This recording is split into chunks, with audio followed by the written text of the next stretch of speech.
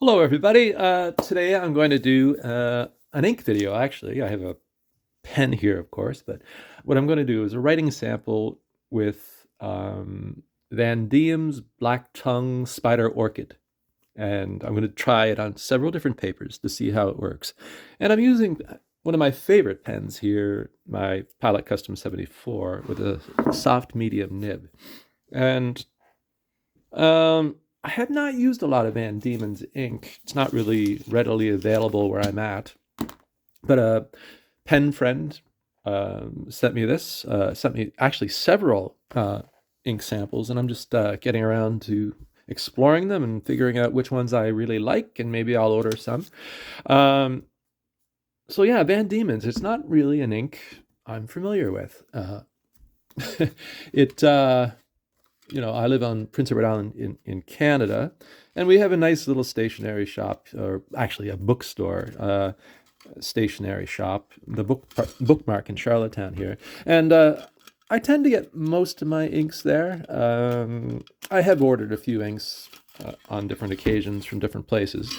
Um, and yeah, Van Diemen's, I really don't know much about it, the brand. And it's going to do a little. So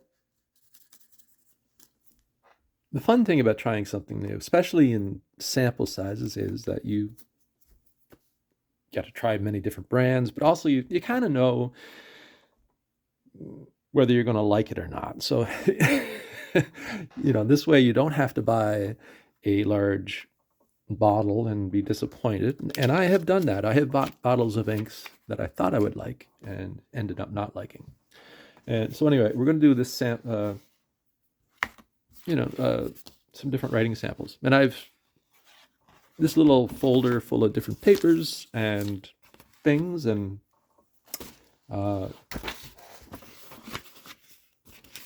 it's kind of interesting to see how inks behave with different papers. So yeah, so I'm going to just add this little swatch to the folder.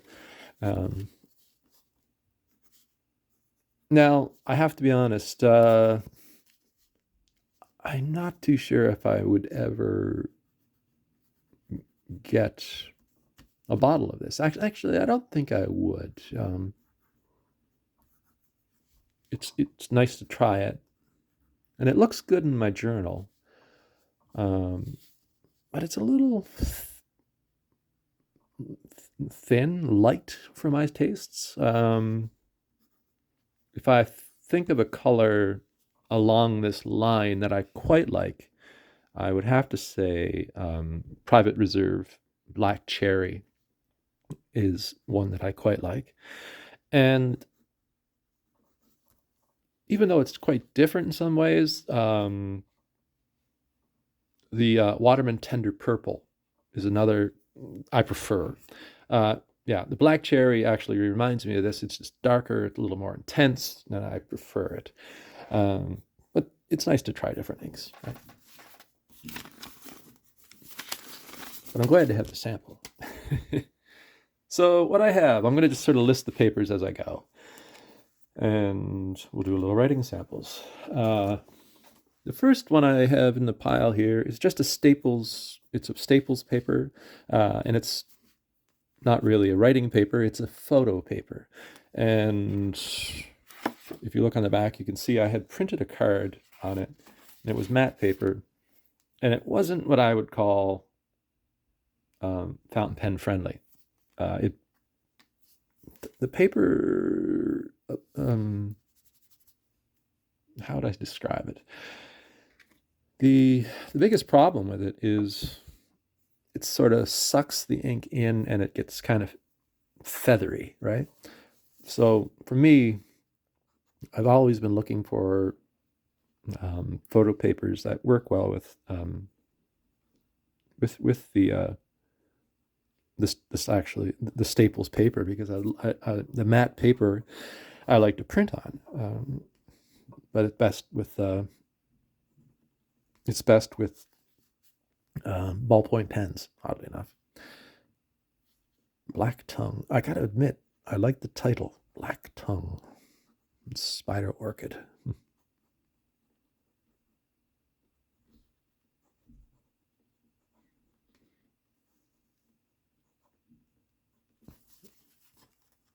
And actually, you know, it actually works quite well on that paper. It doesn't really, it does feather a bit, but not as bad as, say, Dominant Industries Ginger Chicken or Monteverde California Teal have. Actually, what I'm going to do is quickly go through all these and put down an ink splotch. I should have done that first. And we'll do all the writing samples. And then what I'll do, I like to flip them over afterwards and see what's occurred. Has anything bled through? Has the color changed in any way? Is there bleed through? Is there shadowing, shading going on? What happens? Does it feather?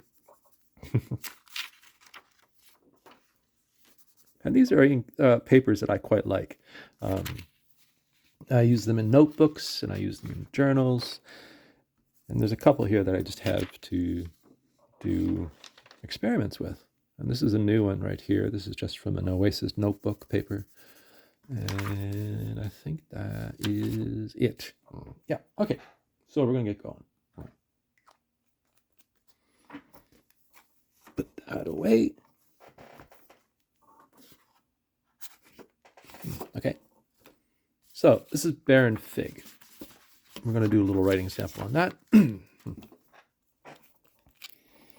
Barren fig makes a nice paper for, I have actually, well, Barren Fig has a nice sketchbook that I use. And I don't really think of it as, say, overly, actually, well, it is fountain pen friendly, yeah.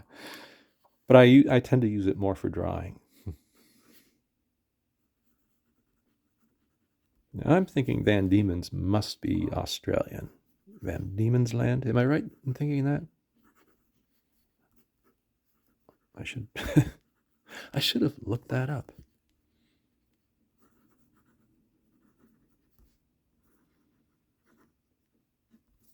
Now, what I like about my Custom 74, it is one of those pens that most inks work very nicely in. It has a soft medium nib.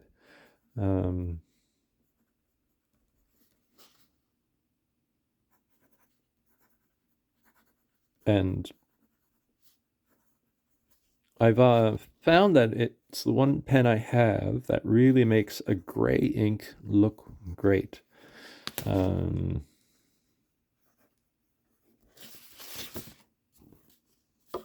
as you can see, it's pretty, it doesn't, I don't know, I'm not really sold on this ink yet. And I'm also running out of ink in this pen. I'm going to run myself. Oh boy, I didn't think this through. Oh, I'm just going to write down Black Tongue.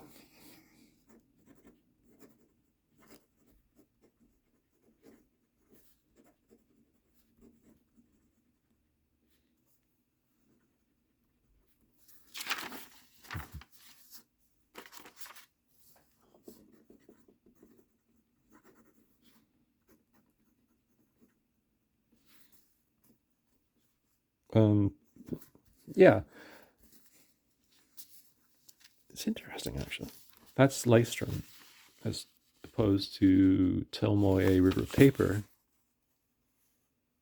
And it looks better on the Lystrom actually.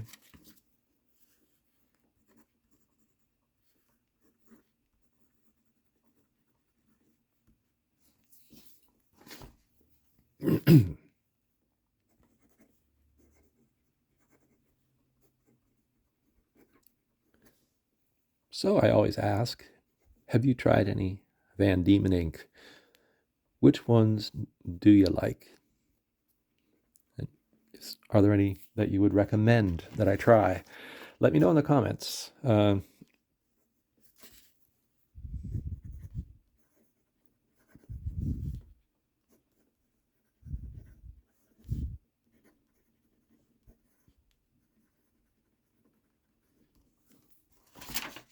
Almost done.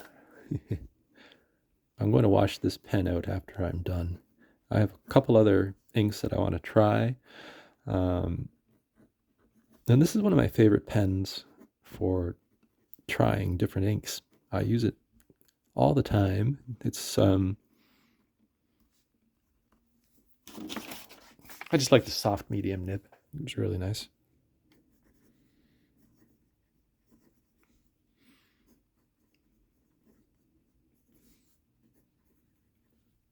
Now that's interesting.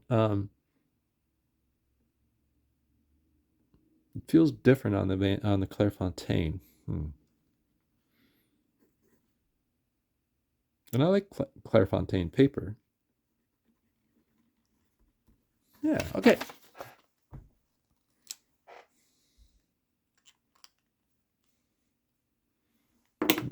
And also, yes, there are color differences in the papers. And just looking at this, it's quite interesting. For instance, Clairefontaine has dried really rapidly. This is G. Lalo, that's dried rapidly. Pelican dried rapidly. The Rhodia is still wet. The Lystrum is still wet.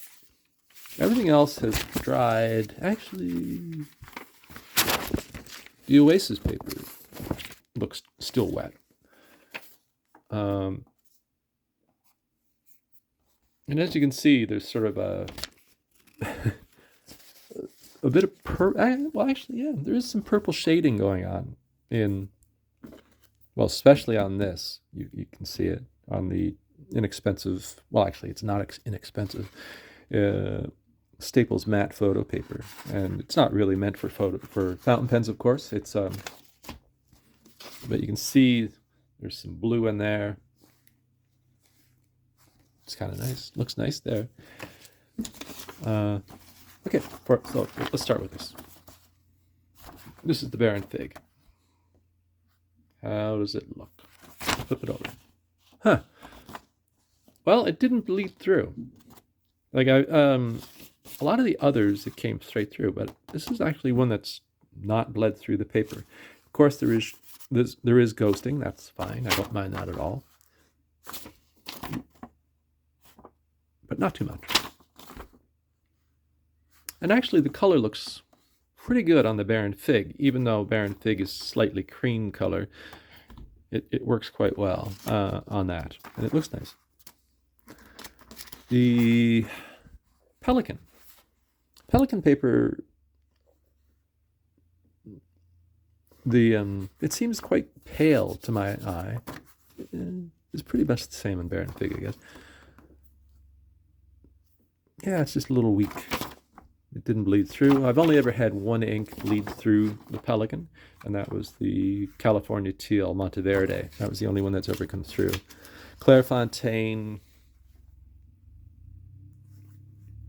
yeah, it looks fine. Hasn't bled through. I've only had a couple come through. That was the California Teal and the Sailor Yodaki. Well, those are the only ones that ever came through. You're getting not really any ghosting or anything like that, or you can't really make out the lettering and stuff unless you hold it up to the light, of course. Then you can. Black Tongue. You're getting a bit of line variation on the G. Lalo. Nothing dramatic. It looks nice. Still a bit weak for my tastes, you know. Endless Recorder, Tomo River paper. It doesn't look that great on it to my eye. I know when we're looking at these and they're all sort of very similar, but you know, the swatch is kind of light. Yeah, doesn't really do anything for me. Now the Lystrum, it's interesting how that sort of had some shading going on, and there's a bit of line variation, but not much. You get it in all of them. It didn't bleed through. You can, you know, it's very thin paper. You're getting some ghosting, of course. The Rhodia,